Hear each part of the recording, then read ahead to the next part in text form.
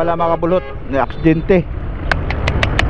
Ingat, kunting ingat, kunting ingat. Kunting ingat talaga, maga. Ay. Yes. Woo! Ingat Lord, ingat. Woo! Yan ang isa sa atin, huwag talagang gumitgit at huwag sumunod sa jeep dahil mahirap na. Dumistansya talaga po tayo, maging alerto.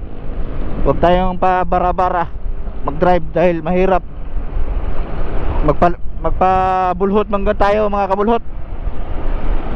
Yung freeway, wag yung dito sa highway na ganito na alam nyo natin, delikado dito magpa singit-singit at grabing ano dito. Kaya pala traffic mga kabulhot, aksidente. Lord, sana walang mangyari kay brother. Aksidente. Oh Lord. Uy, nakanitipaklong. Traffic pa dito. Bakit kaya? Ano naman?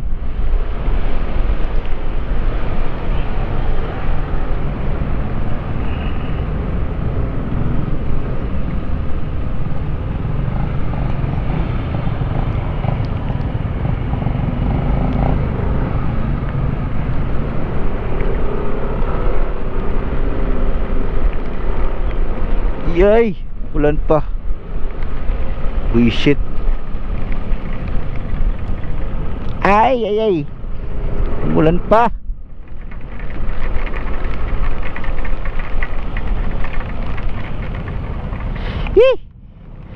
Buisit talaga.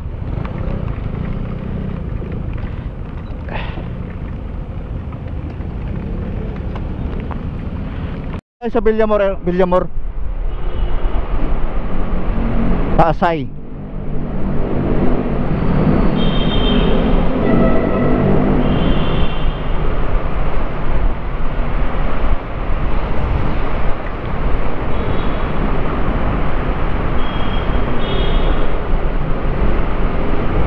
Pwede motor siguro dia, Jawa.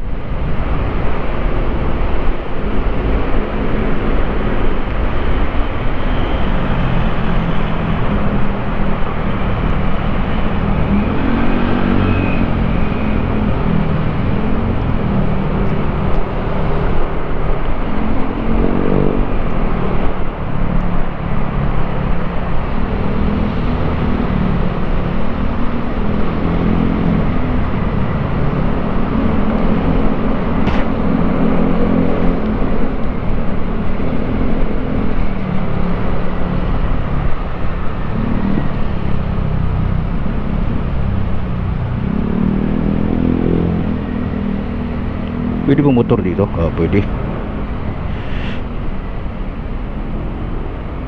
Motor.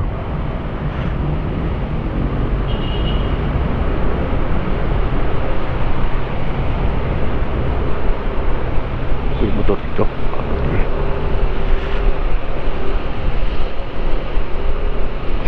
First time ko kasi dumaan dito sa loob ng airport eh. Kaya nagdadalawang isip ako, makahuli na naman ako po. Pwede pala dito eh.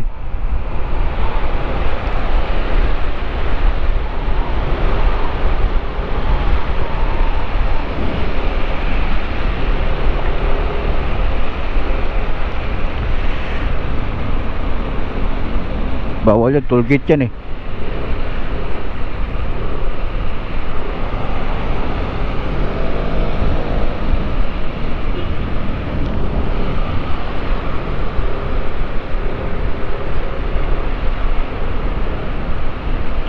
Andrews.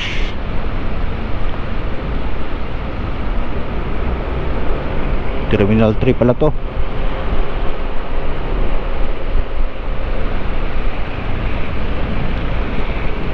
Okay, update ko pag nasa lapit-lapit na ako. May 18 minutes pa ako natitira.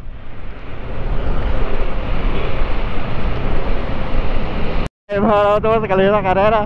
Yung sobrang daming motorista rin yung Pilipinas ngayon, no? Grabe. Para na ng Thailand to eh. Thailand saka Vietnam eh, saka Indonesia eh. Oh, kita mo yan, sobrang dami yan.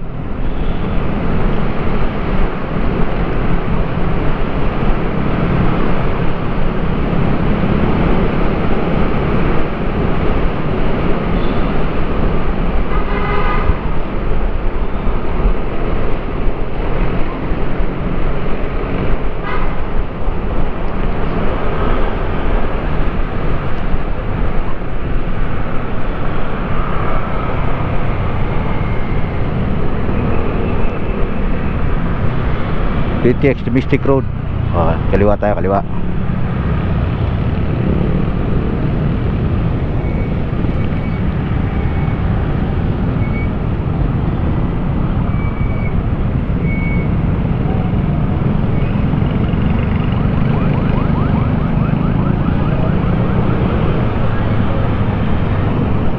Grabe traffic talaga dito pala. Nakakabulhot.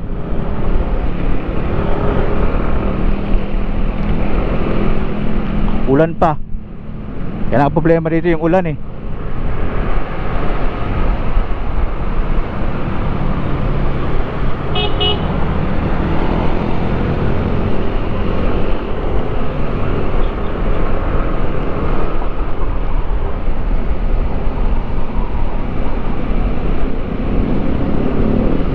Sa may Naiya Road, sus, makulimlim pa mga kabulot. Meron pa tayo, instead na meron tayong ano, importanteng tutulungan, hindi pa sumabay yung panahon.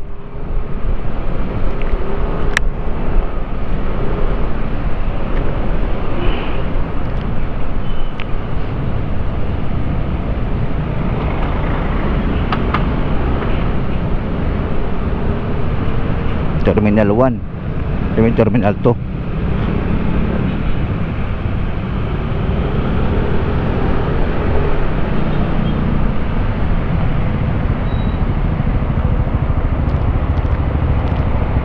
Sir, Terminal 2 dito ba?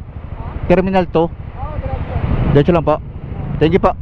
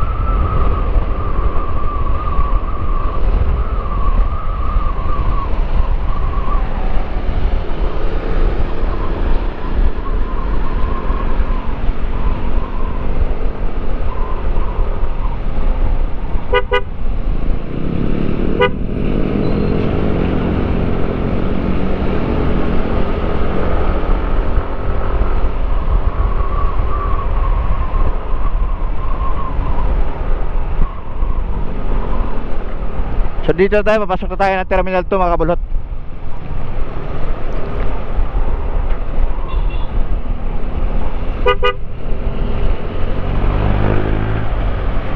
Lakas naman ang pisig ng motor to.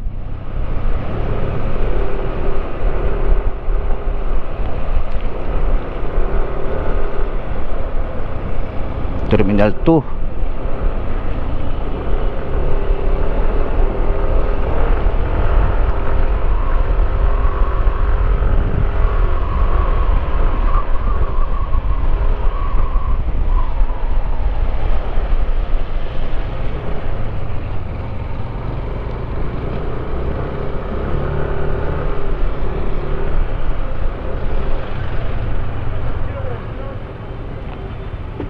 Pwede ba dito?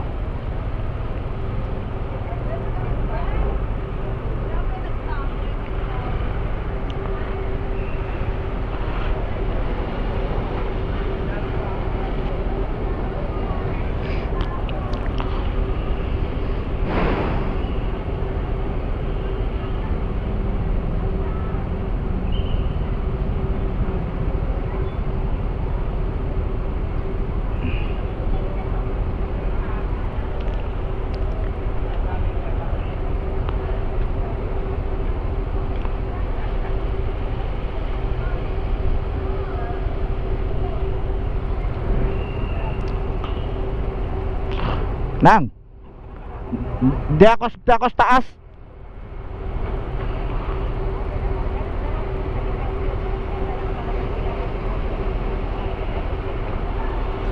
Di ba ako pwede mo kuha na lang?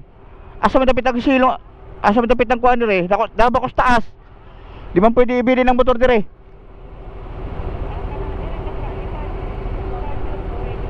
O di ako sa departure gali. Asa mga dapit ah?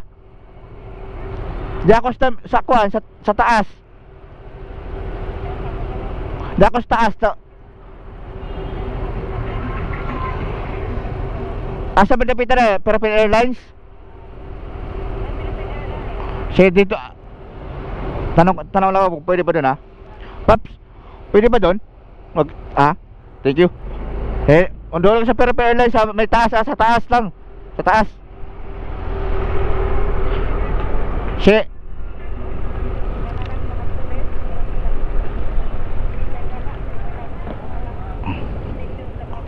Sige lang, ika na. Lang ha, kay basig bawal ako diri ba? Dara ako sa taas man good. Nasa nasa ko sige lang gawas ta. Sige, nakas kulay boot na kulay blue. Oh. Dakos doon sa mga pulis. Nasa boot sa pulis sa kulay blue.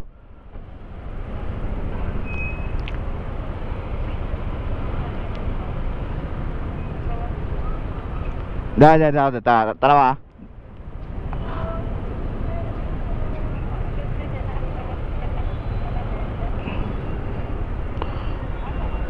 Dia ada ko si Atbang. Amang ka.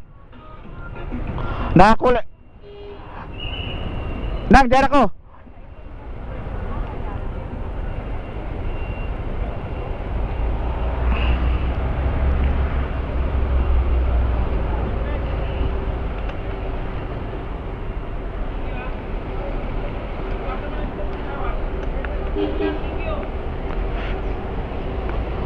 Bas mga makabulot, nandito na siya ng tutulungan natin. Kahit lang wala man natin pera.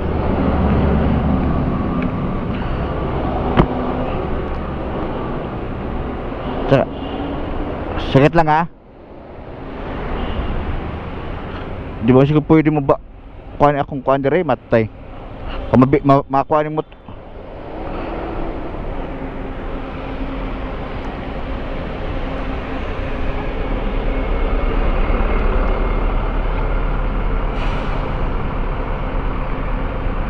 Tara, i-truck.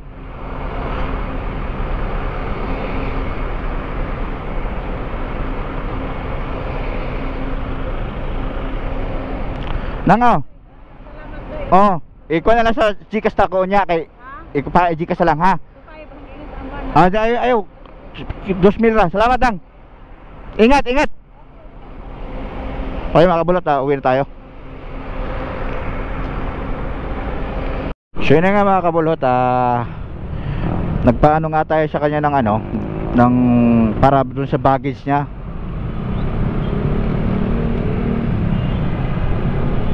Kaya kulang kasi, di kasi madala yung baggage niya mga kabulot. Kaya nagtawag siya sa akin kung pwede kunin ko daw yung bagahe niya. Sabi ko palawalan ko na lang kasi kung meron na talaga akong pera mga kabulot, walang problema, sasagutin ko na. Problema kasi wala din akong pera. Meron pa akong pera. Yung nagpapagawa ka din kasi ako ng ngayon ng bahay. So yun, kaya ganun nangyari. Pinaluwalan ko na lang. Sabi ko sa kanya, kayo na bahala sa shade na lang sa Gcash. Kawawa tao yung tao dahil na mild stroke pala. Hirap pag ito mga kabul, pag nasa ibang bansa ka tapos ganyan ang sitwasyon mo. Ang hirap.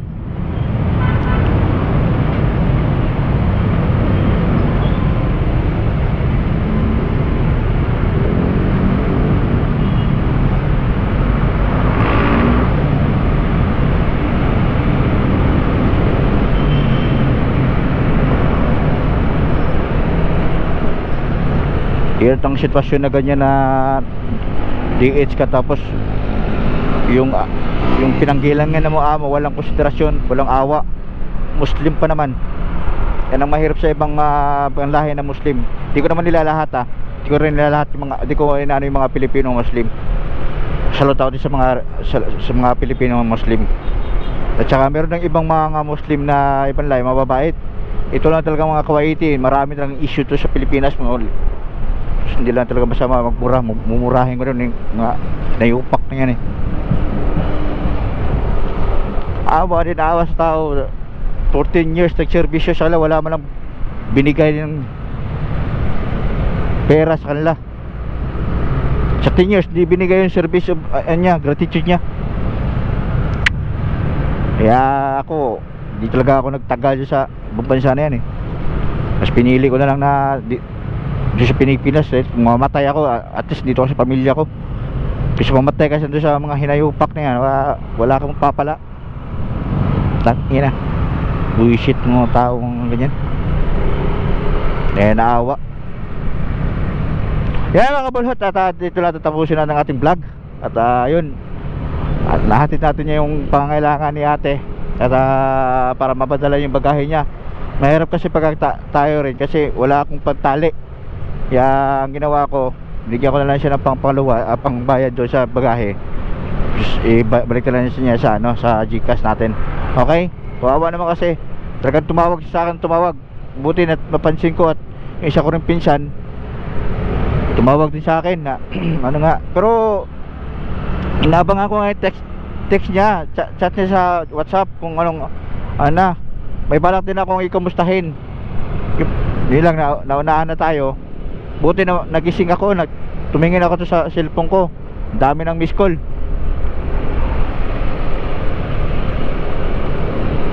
Okay, lagi magdasal at para iwas tayo sa sasakyan ngayon, lahat ng mga motorista natin dyan, mga kabulhot, ingat po tayo ngayon kasi maulan, matulas ang daan, at iwas po tayo sa mga mainit ang ulo. Okay, kung kada magbigay ng daan, magbigay, huwag mag-agawan. Yan naman kasi problema sa atin eh, yung mag-agawan sa daan. Okay, ride safe always mga kabulhot, drive safe. Traffic pa nga inyo dito. Okay, this is San David, nagsasabing magdasal sa Panginoon para kay gabayan sa daming daan. Peace out, babu, brut brut.